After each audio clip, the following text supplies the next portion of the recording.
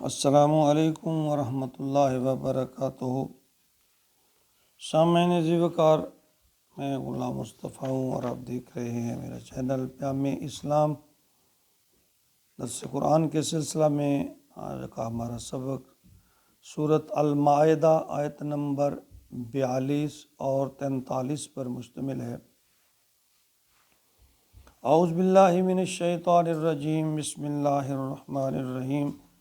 سماعون للکذب اکالون للسحت فإن جاءوک فاحکم بینہم او اعرض عنہم وإن تعرض عنہم فلن یضروک شیئا وإن حکمت فاحکم بینہم بالقسط ان اللہ یحب المقسطین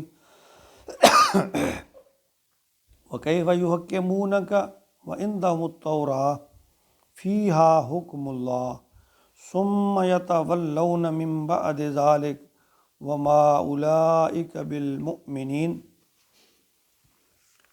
پچھلی آیت میں فرمایا گیا کہ اہل کتاب جو آپ سے فیصلہ کرواتے ہیں، ایک تو جو مسئلہ ان کی اپنی شریعت کے مطابق ان کو ناپسند ہو، وہ چاہتے ہیں کہ آپ کی آڑ لے کر اس سے فائدہ اٹھائیں، اور دوسرا ان کے دل میں یہ بدنیتی ہوتی ہے کہ اگر فیصلہ ہمارے مفاد میں ہوا تو مان لیں گے، اگر مفاد سے ٹکراؤ ہوا تو نظر انداز کر دیں گے، اس کو چھوڑ دیں گے۔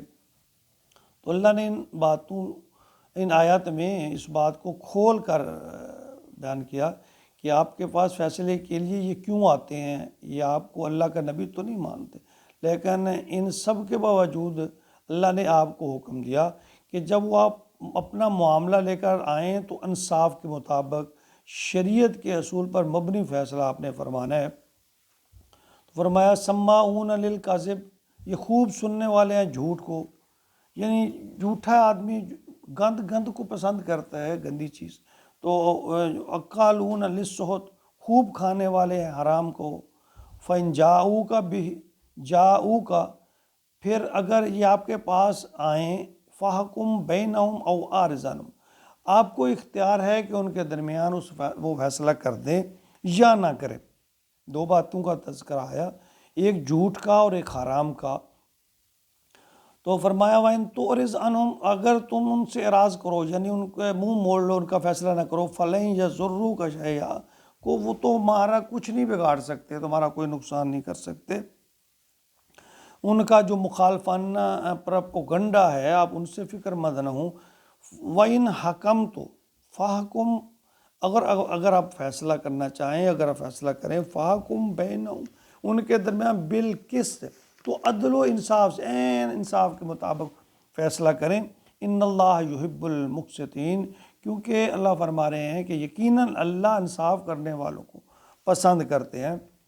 وَكَيْفَ يُحَكِّمُونَكَ، اور اے نبی اگر یہ لوگ آپ کو کیسے حکم بناتے ہیں، وَعِندَهُمُ التَّوْرَاۃ، جبکہ ان کے پاس تورات میں یہ باتیں موجود۔ اللہ فرما رہے ہیں کہ ان میں دل میں کھوٹ ہے، دیکھیں نا کہ یہ آپ کے پاس آ جاتے ہیں فیصلہ کروانے کے لیے، حالانکہ تورات میں سب اصول درج ہیں، شریعت کے تمام اصول و ضوابط، شریعت میں احکامات سب موجود ہیں، اس کے باوجود یہ آپ کے پاس آ جاتے ہیں۔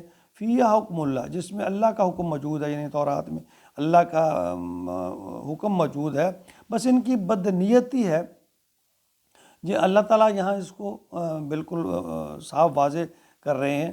ثم یتولون من بعد ذلک، پھر بھی وہ اس سے روگردانی کرتے ہیں، یعنی اللہ کا حکم ان پر واضح ہے، وہ جانتے ہیں، لیکن اس کے باوجود وہ بہانے تلاشتے ہیں، یعنی اللہ کے حکم عدولی کرنے کے لیے، روگردانی کرنے کے لیے وہ بہانے تلاش رہے ہیں۔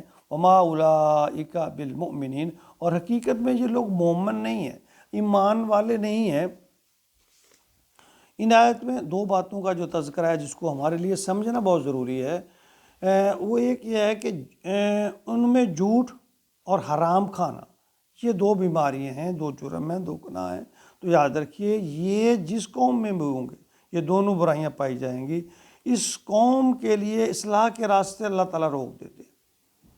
یعنی آج ہمارے اندر اگر ہمارا یہ ملک یا قوم کے یہ حالات ہیں، ہمارے معاشرے میں اگر یہ برائیاں سرایت کر چکی ہیں، تو دیکھ لیں اللہ کی رحمتیں بھی منہ موڑ چکی ہیں۔ یعنی اللہ فرما رہے ہیں کہ جس قوم میں جھوٹ اور حرام کھانا یہ دو بیماری آ جائے، اللہ کی رحمت و درقرار، اللہ کہتے ہیں میں ان کو ہدایت میں نہیں دیتا، ان کو راہ راست کی طرف بھی نہیں لے اللہ تعالیٰ۔ صحیح بخاری حدیث نمبر 6094 میں فرمایا نبی اکرم صلی اللہ علیہ وآلہ وسلم نے کہ ایک انسان جھوٹ بولتا رہتا ہے اور یہ جھوٹ اس کو جہنم تک لے جا، یعنی جھوٹ کے بارے میں اللہ تعالیٰ نے فرمایا کہ ایسی بیماری ہے کہ یہ یعنی سب الخبائث، تمام بیماریوں کی، تمام گناہوں کی ماں ہے، جڑ ہے۔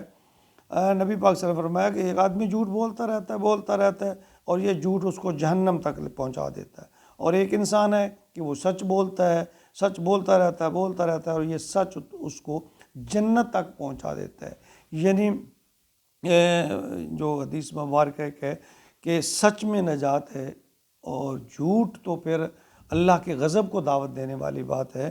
اور جھوٹ ایک ایسی بیماری ہے جس کو ہم سمجھتے نہیں، بہت ہی لائٹ لیتے ہیں۔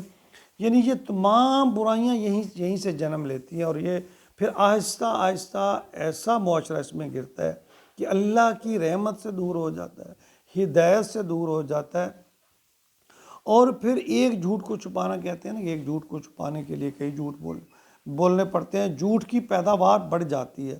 تو ایسی صورت میں پھر یہی ہوتا ہے کہ اللہ تعالیٰ معاف کرے، معاشرہ جب مجموعی طور پر جھوٹ میں مبتلا ہو جاتا ہے تو اللہ کی رحمت اس معاشرے سے اٹھ جاتی ہے، اللہ کی ناراضگیاں، اللہ کے عذاب اس معاشرے پر آنے لگ جاتے ہیں، شروع ہو جاتے ہیں۔ اللہ تعالیٰ ہمارے معاشرے سے جھوٹ جیسی لعنت جو ہے اس کو دور کر دے، ختم کر دے۔ اور حرام خوری، جو حرام کھانا ہے، یہ بھی ایسی بیماری ہے کہ حرام کھانے سے انسان کی عبادت قبول نہیں ہوتی۔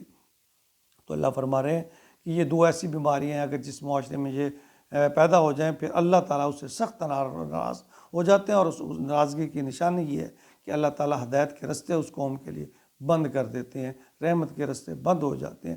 اللہ رب العالمین ہماری قوم پر رحم کرے، رحم فرمائے، اور ہمیں ان دونوں برائیوں سے اللہ تعالیٰ نجات دے، محفوظ رکھے، آمین یا رب العالمین۔